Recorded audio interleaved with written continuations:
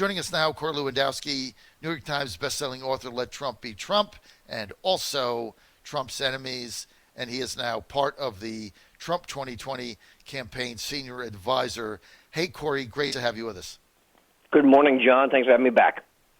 You and I are talking to the same small business owners. I know. You know many of them in New Hampshire, where you live.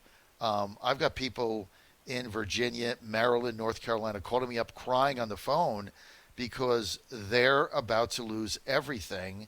The president trying to reopen the economy. You have these dictatorial governors that don't care, that are keeping it shut down while the numbers come down. First they said hospitals would be overrun. Then they said they didn't have enough ventilators. Then they said too many people are dying. Now we have to have 327 million tests available. Corey, how do we get back to work, sir? John, the only way to get back to work is smartly. And what I mean by that is there has to be a level of personal responsibility, and we have to allow our elected officials to let responsible people get back to work. We have seen throughout this country that certain types of companies have been exempt from the stay-at-home order, those deemed essential. Well, right now, John, I think we're getting to the point where every small business should be deemed essential. And if they have employees who are not in a high-risk category and they need to generate revenue, these people should be allowed to go to work. These businesses should be allowed to be open, and we have to take the necessary precautions. If that includes continued social distancing inside the workspace, that's understandable. If it includes additional training when it comes to personal hygiene and wearing masks and making sure you're washing your hands, that's also understandable. But what is not understandable to me and to small business owners around this country is the ability for the federal government or a state government to destroy 10, 20, 30, 40 years of your hard work for the fear of you potentially concocting the coronavirus. It's not acceptable, and we have to have our economy moving again because this pandemic is going to pass. And our indications now are that the curve is flattening, and it's going to pass quickly. And we can look at, and I'll have an op-ed out on this today, the timeline of all the things that Donald Trump and the Trump administration have done to put us in the best possible position. But what we will not be able to do is to look back and tally the lives have been affected from an economic standpoint because of this coronavirus that can never come back to the way they were. So it's time to get our country open, up and running, and moving again. Corey, what do the Democrats want here? These Democratic governors don't want to open business up. They said they're going to defy any President Trump order. They want to keep it shut down. Don't they understand how many lives are being destroyed? Or do they care? Known that their agenda from the beginning of this administration is to see an economic calamity unlike one that we have ever seen. You can go back and look at what Bill Maher said. He wanted to have a recession because they know that that's the only way to beat Donald Trump. We have seen partisan politics come into play here time and time again by riddling a relief bill with monies for places that didn't deserve it and shouldn't have it or should go through the original process of the appropriation system. But it doesn't matter because the Democrats right now know that the referendum in November is going to be about the performance of Donald Trump and not just all of the great things he's done, renegotiating bad trade deals, rebuilding our military, and building what was at the time the strongest economy in the world.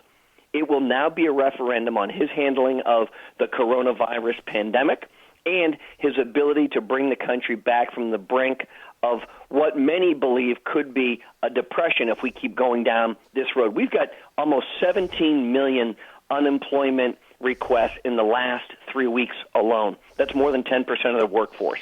We know that we're going to get more this week, and we know that Western states are at least a month behind on the coronavirus issue because the large population areas, New York City, San Francisco, et cetera, have been riddled with that. But we know that some of those Western states are just starting to see the effects of that.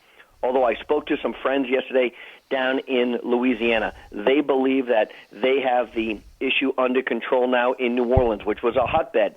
So we know that there's still more to come, but the Democrats have been very clear. by destroying the economy, they believe it's the only path forward to have Donald Trump not win re-election in November, and it's a terrible, disgusting thing to want to see Americans out of work for political gain. The other issue, Corey, that you brought up spot on is small businesses. And small business owners have been the core, as you know, the core, the very cornerstone, the centerpiece of the Trump base. I mean, he's driven small business in the country to such a large degree. Small business owners are his most fervent backers. It's almost like they're being targeted. Tell me I'm wrong. John, I wish I could tell you you're wrong. And, our concern is that these small business owners aren't receiving the support that they need immediately. Look, I'm all about saving big business too, okay? But small business has been and will always be the backbone of this country. The small business owner who's got 3 employees or 5 or 7 or 10, and if you get to 20, then, boy, you've done something really special because it's hard to grow a business to a 20-person staff. So we have to do everything we can, and what we are seeing is that they're the ones being penalized the most. The hoops that these businesses have to jump through, the banks that are getting their bailout money first, they're slow to respond, and people aren't receiving their checks.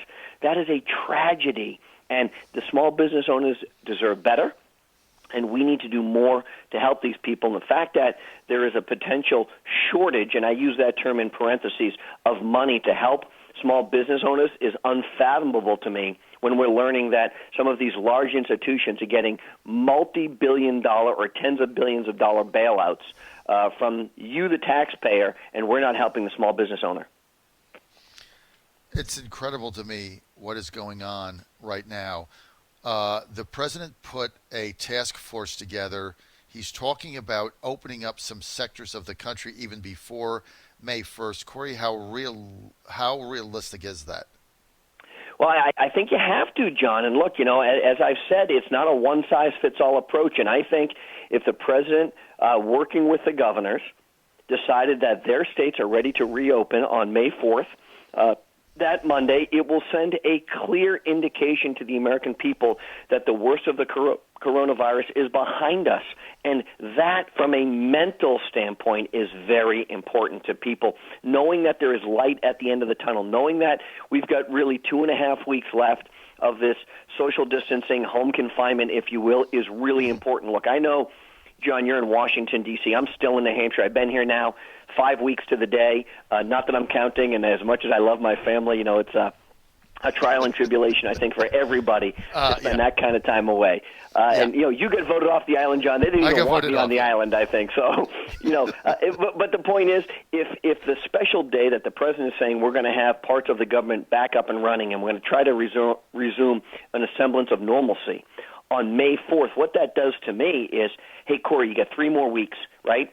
Get done whatever you need to, and that even if it's not full-on 100% open on May 4th, maybe you can get on an airplane and get back to Washington, start doing the things that you've been doing. Maybe you can start to resume your business and start to continue to do the things that you were doing prior to this coronavirus. And mentally, that's a really important thing for people to know that the end is in sight. Well, there's got to be a date open, right? And I think the president also understands, you take a simple thing like the NFL or college football, I think the president understands how important that is, Corey, to America's psyche, that football be back in August or September.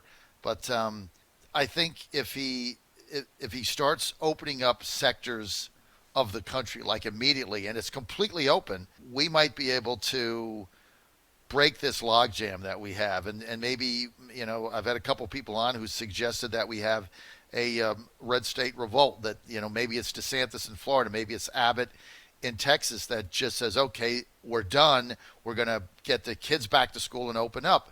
Do you think something like that might be effective, sir? Look, I think so, John. Look, again, I think it's about giving people hope, giving people reason to understand that this is not the end of our economy or the end of our government.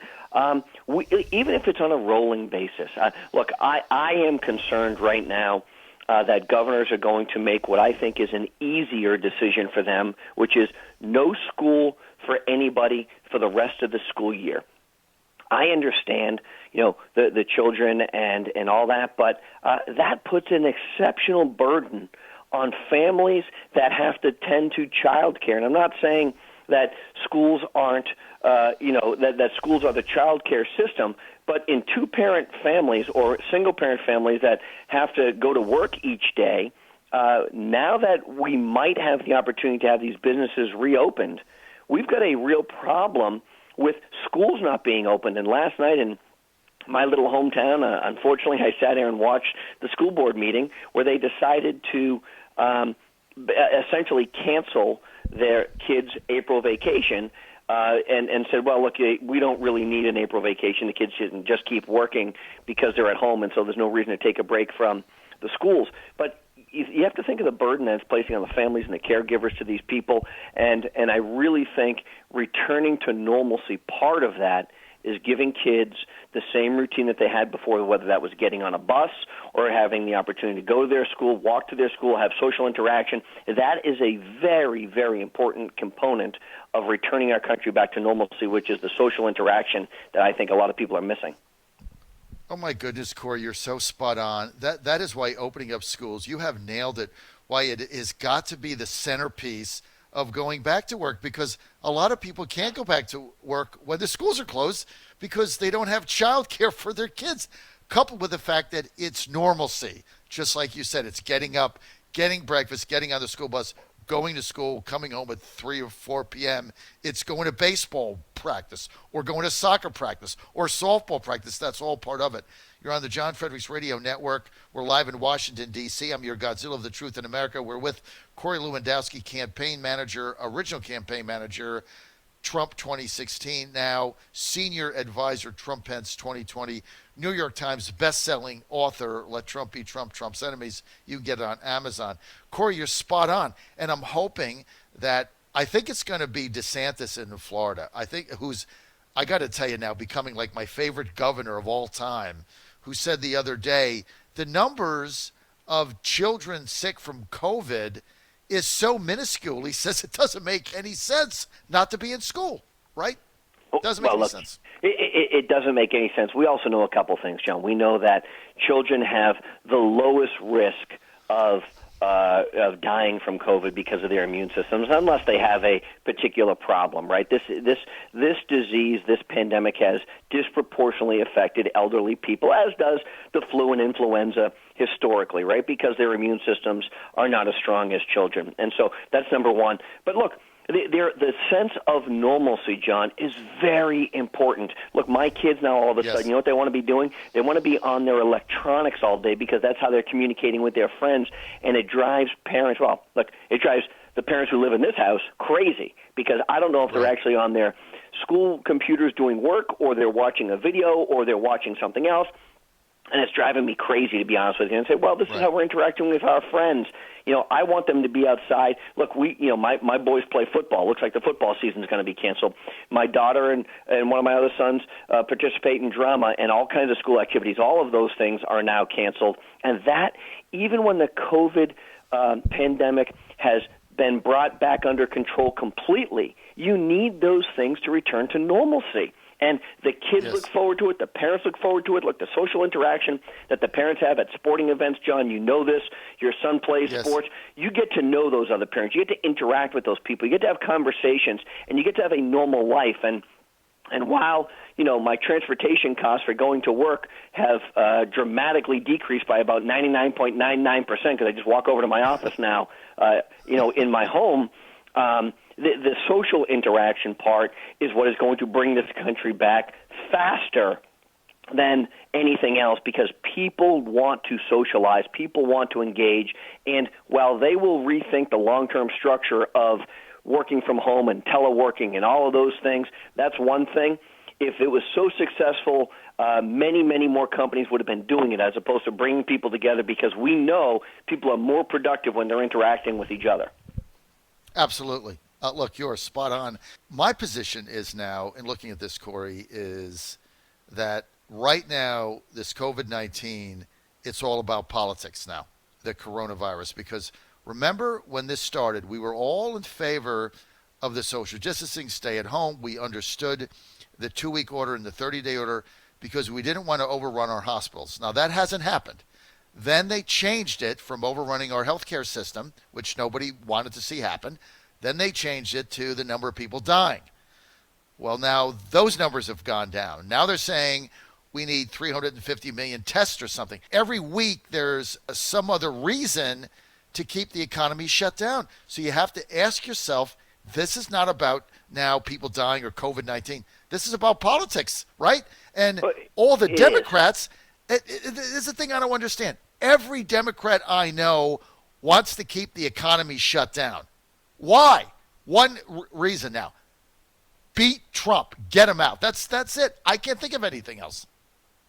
John, that's what it's always about, right? You know that. And look, keeping this economy shut down doesn't help anybody, right? It just doesn't. It doesn't help anybody. It doesn't help. And these governors have to understand that. But they are so myopic in their desire to make sure that Donald Trump doesn't serve 4 more years, that they will play partisan politics with a pandemic like this to make sure that Donald Trump loses. And when governors actually praise the president and his team for the response that they've had on their behalf, and you look at Governor Newsom, you look at Governor Cuomo, the media doesn't want to cover that.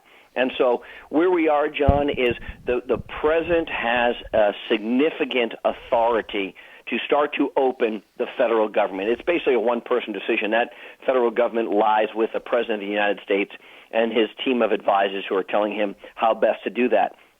And we have to make sure the states have the tools necessary. But in certain states where the economy was not as strong as in other places, and we're seeing tens, if not hundreds of thousands, if not millions of layoffs, we've got real problems. Look, Ohio and Pennsylvania 2 weeks ago were the states that had the 2 largest amount of unemployment requests in the country. And that has been the industrial Midwest, Pennsylvania, a blue-collar industrial state where we were just seeing our manufacturing coming back. And, John, I saw this just the other day. The country of Japan is actually paying businesses to take their business away from China. And look, I'm not in favor of subsidizing and picking winners and losers in the U.S. system, but we have to rethink our entire supply chain and our entire distribution system. And look how reliant we have become on China right now. China very clearly is where this pandemic started. And then we have been almost beholden to them for personal equipment, right, personal or gloves or whatever it may be, and they have controlled everything, including almost the entire world economy, because so many of these multinational corporations have decided in the past decades to ship their production overseas for cheap labor and profiteer off of it, and now we are reaping those terrible decisions here. And as a country, right now, we need to rethink and make sure that we never have to rely on another country again to protect our citizens. Corey, spot on again.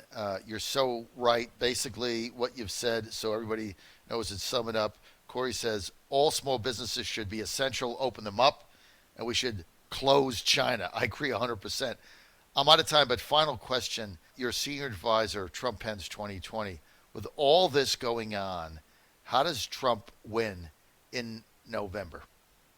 John, people are going to look at a leader like Donald Trump, and whether you're watching the press conferences or you're looking at what he's doing to get this country back on track, and they're going to say, thank God Donald Trump is in the White House and Mike Pence, because if we had Joe Biden right there, Sleepy Joe, this country would be 10 times worse off. And so he's going to talk about all the great accomplishments, whether it's in the federal judiciary, 200-plus federal judges, whether it is the deregulatory environment that he's put in that has helped small businesses, whether it is growing the U.S. economy to the strongest in the world before this collapse and rebuilding it. He's going to talk about those things, and the way he has to do that is he has to remind the American people, and this is always the question on Election Day for every incumbent, are you better off today than you were 4 years ago?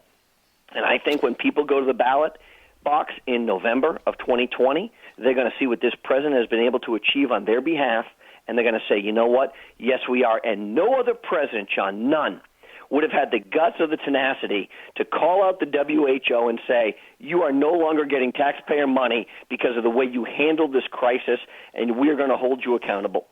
You saw all the elites push back on that. The American people say, you know what, Donald Trump, you're right. Thank you. It's America first, not America alone. Corey Lewandowski, great to have you with us today. Best to your family, to your wife, Allison, and your kids.